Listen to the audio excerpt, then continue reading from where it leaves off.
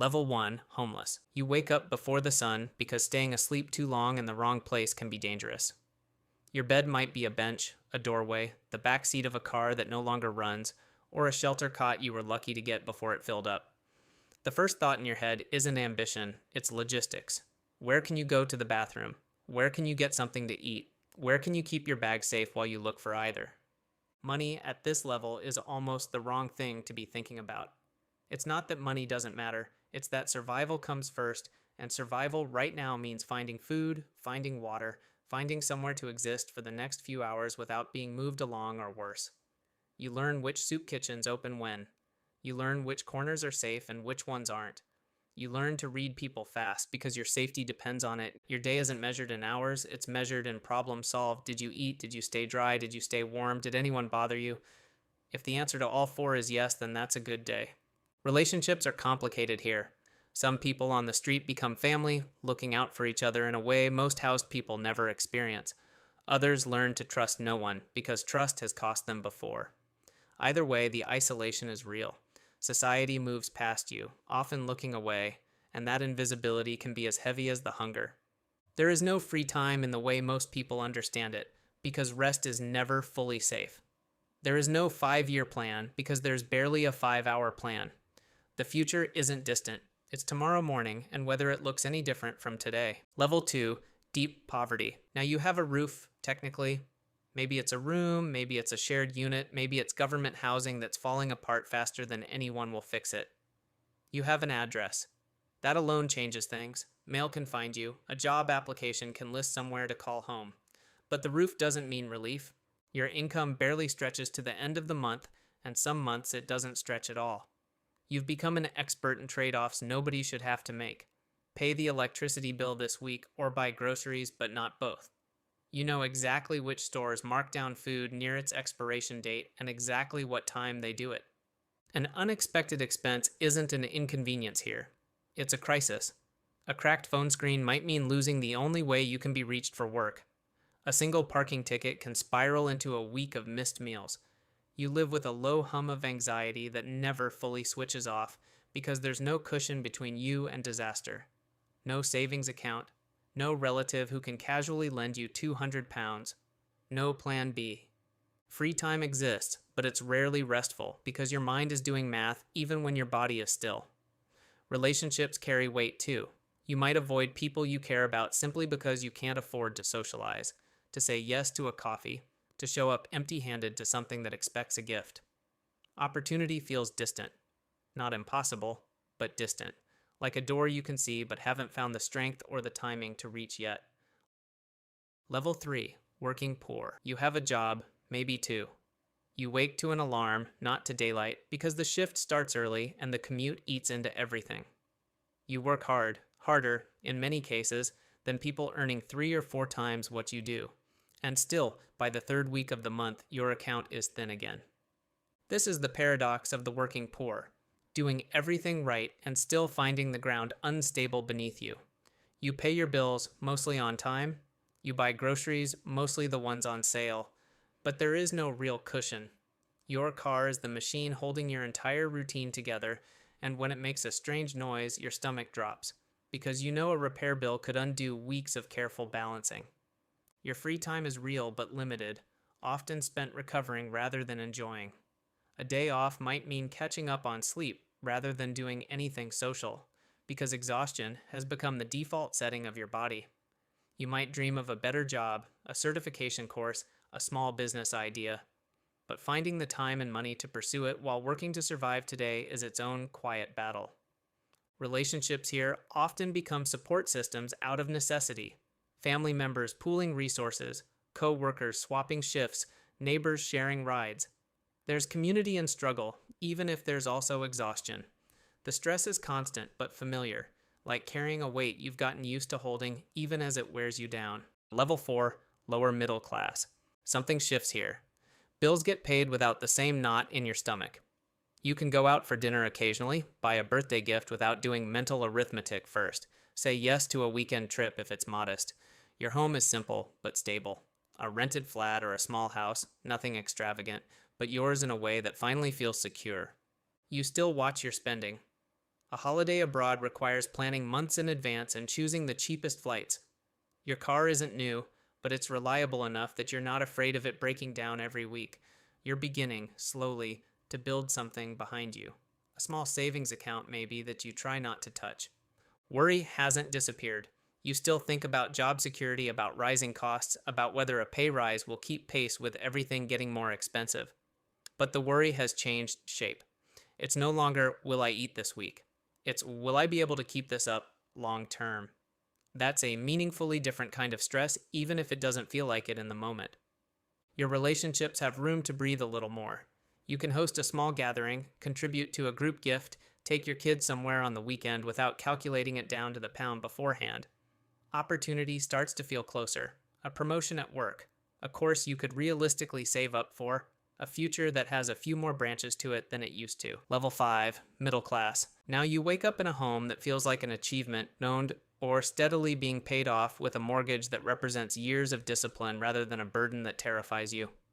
Your career has stability. Your job isn't just a paycheck. It's become an identity, something you've built skill and reputation around. You take an annual holiday planned in advance, sometimes abroad, sometimes closer to home, but it happens every year without threatening your finances. You have an emergency fund now, not huge, but enough to cover a broken boiler or a sudden vet bill without panic. Retirement isn't a distant, abstract idea anymore. You're actively contributing to it, watching a pension slowly grow in the background of your life. Your stress has shifted again. You worry about your children's education, about whether your career will keep pace with inflation, about the news headlines threatening recession. But you are, fundamentally, secure. If your car breaks down, you're inconvenienced, not ruined. If you lose your job, it's frightening, but you likely have a few months of breathing room before it becomes catastrophic. Free time is real and recurring, weekends, evenings, holidays that are actually restful rather than recovery from exhaustion. Relationships flourish in this space. You can be generous, spontaneous, present, but you are still, fundamentally, dependent on your job. Take away the employment and the whole structure needs rebuilding. That dependency is the quiet thread running underneath this level of comfort. Level 6, upper middle class. You wake up in a genuinely nice house, in a good area, the kind of home that took years of high income and smart decisions to reach. You might be a senior professional, a surgeon, a lawyer, a director at a company, or you might run a business that's finally truly thriving. Either way, your income has crossed into territory where money stops being the main character of your daily thoughts. Your holidays are the kind people post pictures of. Proper trips, sometimes multiple a year, with less counting of pennies and more simple enjoyment. You've started building an investment portfolio, not from some Wall Street fantasy, but because a financial advisor helped you understand that your money can now start working for you, not just sitting in an account. Private healthcare might be part of your life too, meaning appointments happen quickly rather than after months of waiting. Your worries have changed shape again, becoming less about survival and more about optimization. Are your investments performing well? Is your business scaling the right way? Are your children getting the best education you can give them? These are real pressures, but they exist within a foundation that is, by most measures, secure. You have genuine financial flexibility now. A large, unexpected bill is an annoyance, not an emergency.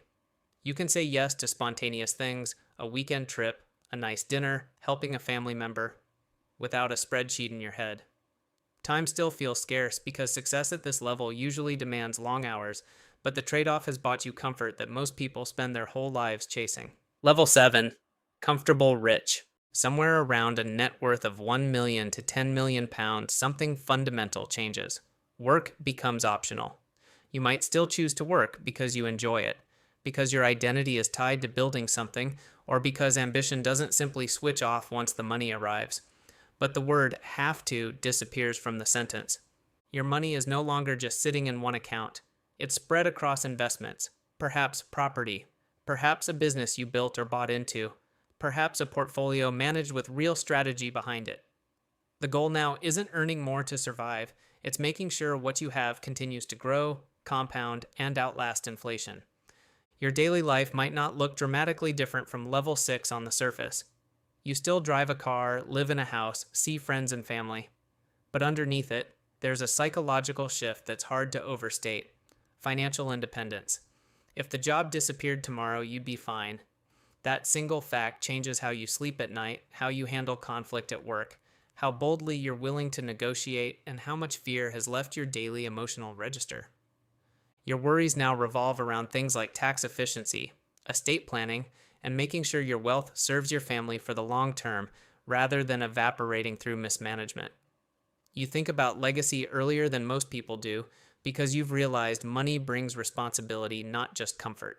Free time becomes genuinely abundant, and for many people at this level, the challenge becomes finding meaning and purpose once the financial pressure that used to organize their whole life has quietly disappeared. Level 8. Ultra rich. At £100 million and beyond, the entire framework of daily life changes. You might own several homes across different countries, each staffed and maintained even when you're not there. Private aviation becomes a normal part of how you move through the world, not because of vanity, but because your time has become genuinely too valuable to spend hours in an airport terminal. You likely have what's called a family office, a private team whose entire job is managing your wealth, your investments, your tax structures, sometimes even your philanthropy and your children's future inheritance planning. You're no longer checking your own bank balance. You're reviewing reports prepared by people whose full-time job is protecting and growing what you've built. Your influence starts to outweigh your possessions. A phone call from you can open doors that money alone couldn't open at lower levels. Access to people, to opportunities, to rooms most people will never see the inside of. But this influence comes with a strange new kind of exposure. You are visible in a way you might not want to be. Your name attracts attention, scrutiny, requests for money from people you've never met, and sometimes genuine security concerns. Time becomes the single most valuable resource in your life, more valuable than any amount of additional money could be. You've realized there's a ceiling to how much comfort more spending can buy you, but there is no ceiling to what more time with the people you love could mean. Many people at this level describe a strange loneliness, surrounded by staff, advisors, and acquaintances, but increasingly unsure who actually wants to know them rather than what they can offer. Level 9, billionaire. At this level, you're not really participating in the economy anymore. In many ways, you're shaping it. You don't simply earn income, you own companies, sit on boards, and make decisions that ripple outward into thousands, sometimes millions of other people's lives. Employees who've never met you depend on choices you make in a boardroom on a random Tuesday. Your daily schedule might involve meetings with world leaders, decisions about industries entering or exiting entire markets, and negotiations that could shift the value of currencies or stocks in a single afternoon. Your influence isn't just economic anymore. It edges into political territory whether you seek that or not, because at this scale, money and power become almost impossible to separate. Your worries have transformed into something almost unrecognizable from where we started this journey. You think about legacy, not just for your family, but for the world. Will the company you built still matter in 50 years? Will the causes you funded outlive you? Will history remember what you did with the extraordinary resources you accumulated, and will it remember it kindly? Spending money, in the traditional sense, stops being interesting. You could buy almost anything you want, and that fact alone removes much of the thrill most people associate with wealth. What replaces it is something bigger and, in some ways, heavier: the drive to build something that outlasts you. A company, a foundation, a body of work. Because at this level, the ultimate scarcity isn't money anymore. It's time, relevance, and the question of what you actually did with more resources than most nations possess. If you made it this far to the end of the video, think to yourself and leave in the comments which level are you?